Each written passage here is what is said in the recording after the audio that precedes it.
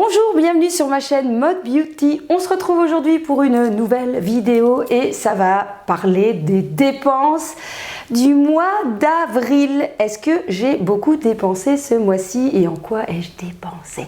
Voilà, donc cette vidéo est là pour partager un petit peu mes bons plans, mes découvertes, pour voir si j'ai été sérieuse ou pas sérieuse, hein, parce que voilà, comme je vous l'ai dit en début d'année, mon nouvel objectif est d'essayer de moins dépenser, de bien réfléchir, parce que je dépensais un peu beaucoup trop au niveau vestimentaire, surtout au niveau maquillage, au niveau beauté. Et c'est un moyen pour moi de me canaliser et puis aussi de vraiment bien profiter et de partager avec vous vraiment les choses qui valent la peine. Donc ce mois-ci, est-ce que j'ai fait beaucoup de dépenses vestimentaires, beauté, maison, lecture? Verdict dans cette nouvelle vidéo. C'est parti!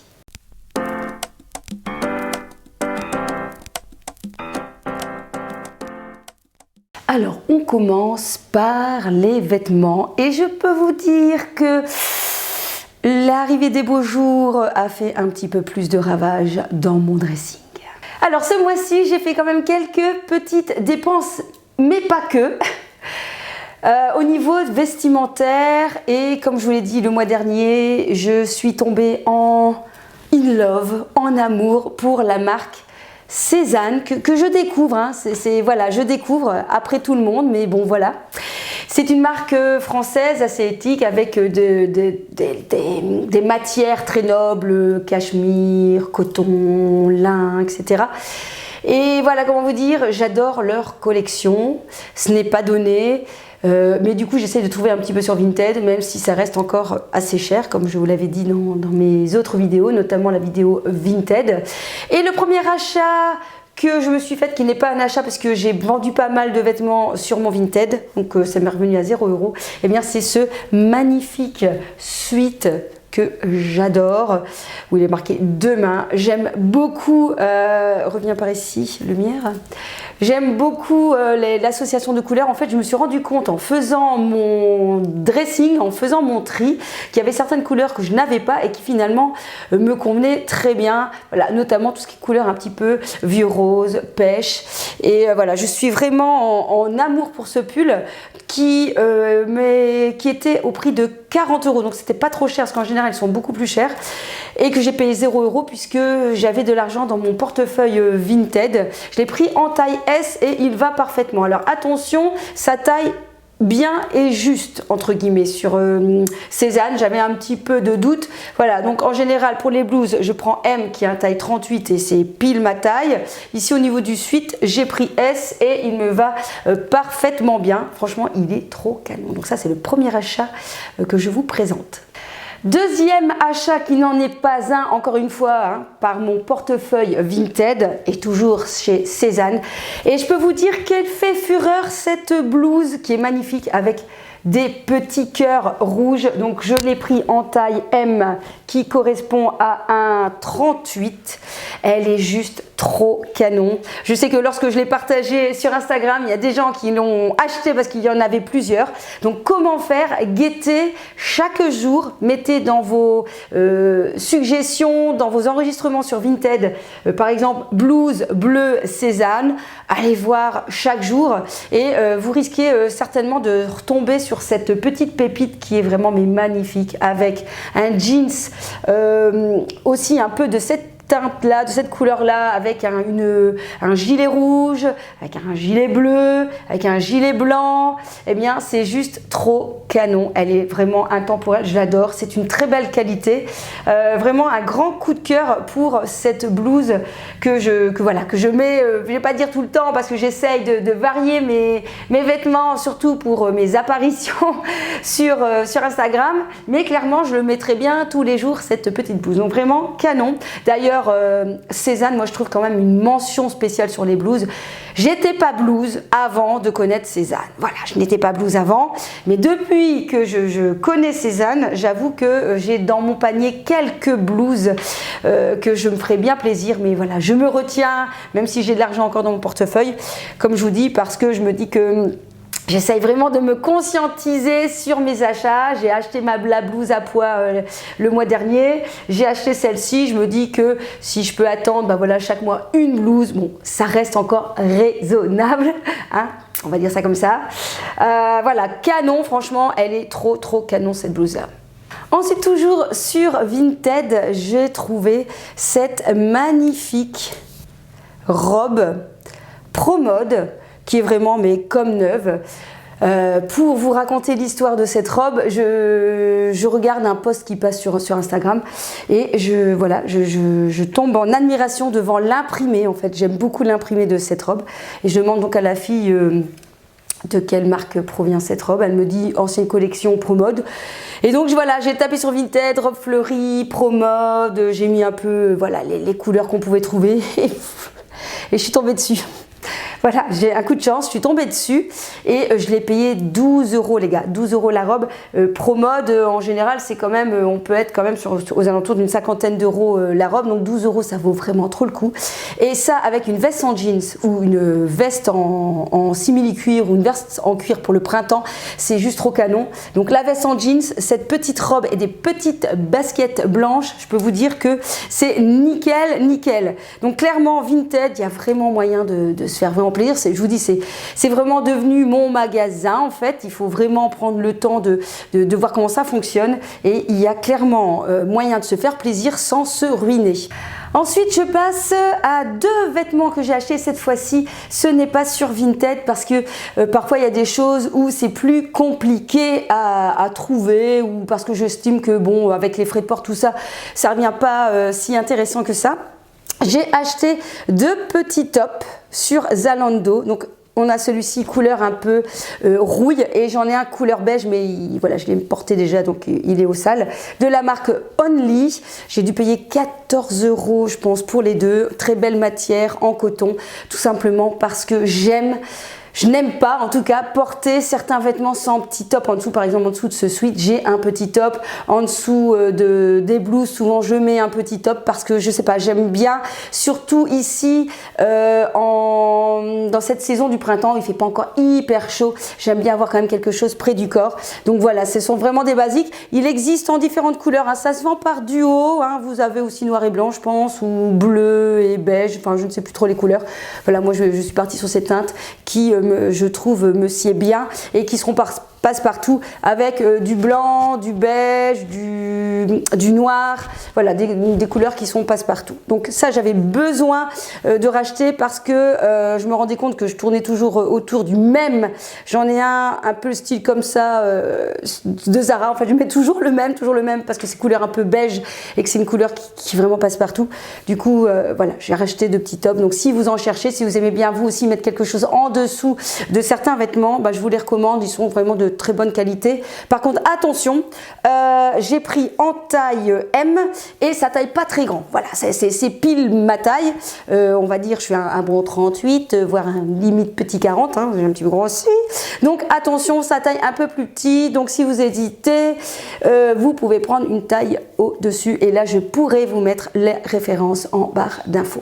Enfin, dernier vêtement que j'ai acheté et encore une fois, ce n'est pas sur Vinted puisque c'est un pantalon de la marque Only, d'une coupe très large en fait, comme on voit, taille haute très large.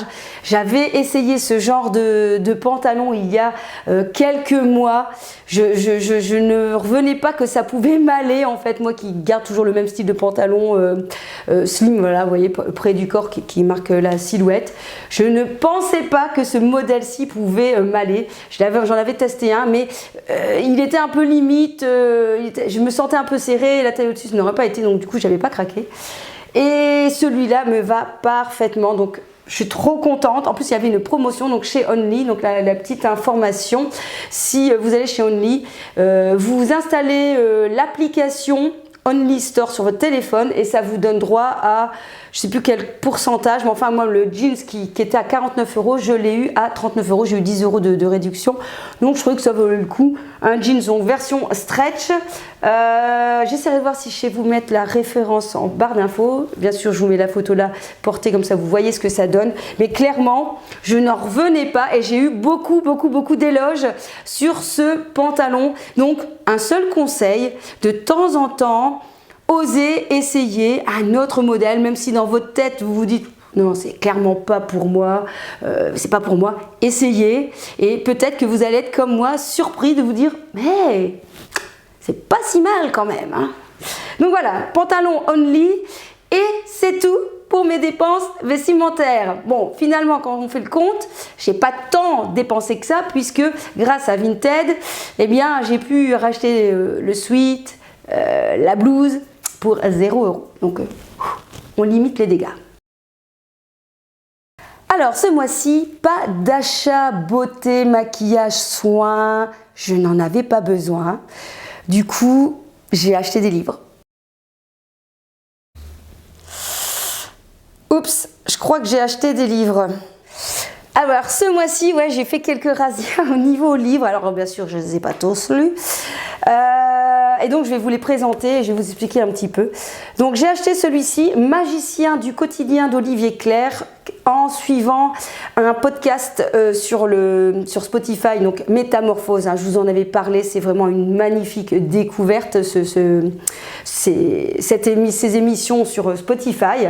Et donc j'avais écouté l'intervenant Olivier Clerc et j'avais été très intéressée par ce qu'il disait et par son livre. Du coup, voilà, je l'ai acheté, donc j'ai déjà pas mal commencé. Ce sont des clés pour essayer d'apporter du mieux-être, du bonheur, de la joie, de prendre conscience de tout ce qu'on vit au quotidien, d'être plus ancré sur les moments présents, parce qu'on se rend bien compte que la vie part à une vitesse VV', qu'on presque on n'est plus maître de son temps par tout ce que l'on met dans notre tête, par les informations, par notre travail, par les réseaux, par tout ça.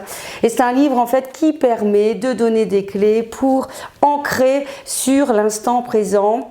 Voilà, donc si jamais ce genre de livre de développement personnel, si vous avez besoin d'un retour à l'essentiel, d'un retour vers votre vie, eh bien c'est un livre que je vous recommande parce qu'il est très très chouette. Deuxième livre que j'ai acheté, que je n'ai pas lu, qui est de Frédéric Lenoir, Du bonheur, un voyage philosophique, tout simplement parce que, comme vous avez vu, j'ai mis en place une vidéo sur mes petits bonheurs au quotidien. J'avais envie, besoin, ce que vous voulez, de prendre du recul, d'avoir une réflexion autour du bonheur. Et souvent, mes réflexions, mes pensées viennent aussi de mes lectures.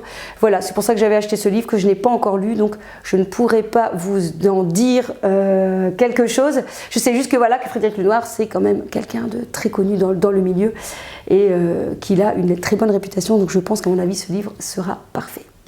On continue toujours vers le bonheur, puisqu'ici c'est vers la sobriété heureuse de Pierre Rabhi. Alors Pierre Rabhi, c'est quelqu'un de vraiment connu dans le monde de, comment je pourrais dire, de la défense, de la nature, de la semence, de la vie, que j'ai connu malheureusement très tardivement, je vous dirais même... je l'ai connu et il est décédé. Et j'avais donc envie de me plonger dans certains de ses ouvrages. Donc j'ai commencé celui-ci qui est vraiment très pertinent. Qui vraiment permet de te dire, ouais c'est vrai quoi. Des choses qu'on sait. On sait très bien qu'actuellement on est pollué par toutes les informations. Mais parfois on n'arrive pas à prendre du recul. Et quand on lit certaines choses, ça permet de se dire, ouais c'est vrai quoi. C'est vrai, il faut que je fasse quelque chose de ce côté-là. Bref, c'est un livre qui permet une certaine réflexion sur le monde actuel, sur la société dans laquelle on vit, notamment tout ce qui touche l'agriculture, le monde du vivant, et qui permet voilà, de nourrir ses idées. Donc un livre que je vous recommande. Ensuite, j'ai participé ce mois-ci à des ateliers, notamment à un atelier lactofermentation, donc pour fermenter des légumes, chose que j'ai déjà faite, mais voilà, j'avais envie de participer à des ateliers pour en savoir plus. Et durant cet atelier, on nous a proposé des livres et bien sûr, je n'ai pas pu résister. Chut, viens ici, tu vas faire des bêtises. Oh, c'est pas possible ça, ce chat. Et donc, je n'ai pas pu résister à acheter les livres qu'ils ont présentés. Donc, ces deux livres-ci, Notre aventure sans frigo et Les épluchures. Alors, ce sont des livres qu'on peut lire comme ça, c'est pas des livres qu'on doit lire comme un roman. Donc vous avez celui-ci, donc c'est l'histoire de Marie Cochard qui est aussi je pense connue dans le milieu du zéro déchet, qui a décidé de vivre une année sans frigo, et le but dedans c'est de vous donner des explications pour comment mieux conserver certains aliments, comment faire si on veut boycotter son frigo. Alors personnellement le but c'est que je n'ai pas plus de frigo, mais ce qui m'intéresse c'est de trouver des meilleures méthodes de conservation, parce que je me rends compte qu'en achetant de bons légumes, en achetant de bonnes choses, parfois en mettant au frigo c'est pas terrible, et je trouve que c'est un peu bête. J'évite vraiment le gaspillage. Je préfère acheter une fois par semaine que d'acheter tous les 2-3 jours, parce que clairement je n'ai pas le temps, je suppose comme vous, de faire les courses tous les jours. Et donc c'était ça un peu mon attention, et je trouve que ce livre est très intéressant, donne de bonnes pistes sur des méthodes de conservation très faciles à appliquer pour nos fruits et légumes. Voilà, notamment j'avais vu au niveau des pommes que je vais pouvoir tester dans ma cave, mais ici je ne vais pas retrouver avec des clayettes. Voilà, bon, je ne vais pas trouver. Bon, c'est pas grave, j'ai pas trouvé, je vous montrerai, ou alors ça va être plutôt dans l'autre livre, je ne sais plus. Vous avez aussi un petit chapitre sur la lactofermentation, sur la conservation, sur comment conserver le beurre, etc. Donc c'est un livre qui est vraiment chouette et qui est là en fait pour, voilà, je dis ce sont des livres qu'on revient régulièrement dedans quand on se dit ah ouais tiens je voudrais conserver ça, comment je pourrais faire. Donc il est très intéressant. Deuxième livre que j'ai découvert, excellent aussi, Les épluchures, toujours de la même personne, Marie Cochard, tout ce que vous pouvez en faire, et il y a vraiment aussi pas mal de bonnes idées par ingrédient. Donc ce qu'on peut faire avec le gingembre, les écorces, ce qu'on peut faire avec les fans de fenouil au niveau beauté, au niveau compost, au niveau alimentaire, au niveau pommes. D'ailleurs, lors de l'atelier lactofermentation, j'avais goûté une infusion de peau séchée de pommes.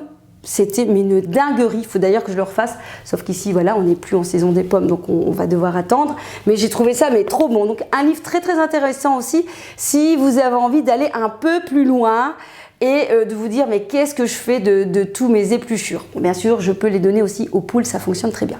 Ensuite, dernier livre à vous présenter que je n'ai pas encore lu, c'est Colibri et après de Marie Petit, qui est la créatrice du conte Les Petits Écolos pour faire changer les choses ensemble. Donc là, on part plutôt sur le zéro déchet. J'ai envie de dire, voilà, c'est un petit peu mon petit chemin, tranquille, tant, voilà, je me dirige un petit peu sur comment je peux faire un peu au quotidien pour éviter les déchets. Hein. Je ne suis pas du tout zéro déchet, mais tout doucement, un petit peu, à la fois, j'ajoute des choses dans mon quotidien. Donc j'avais découvert son compte sur Instagram, je trouvais que c'était intéressant et du coup j'avais envie d'acheter son livre pour en savoir un petit peu plus.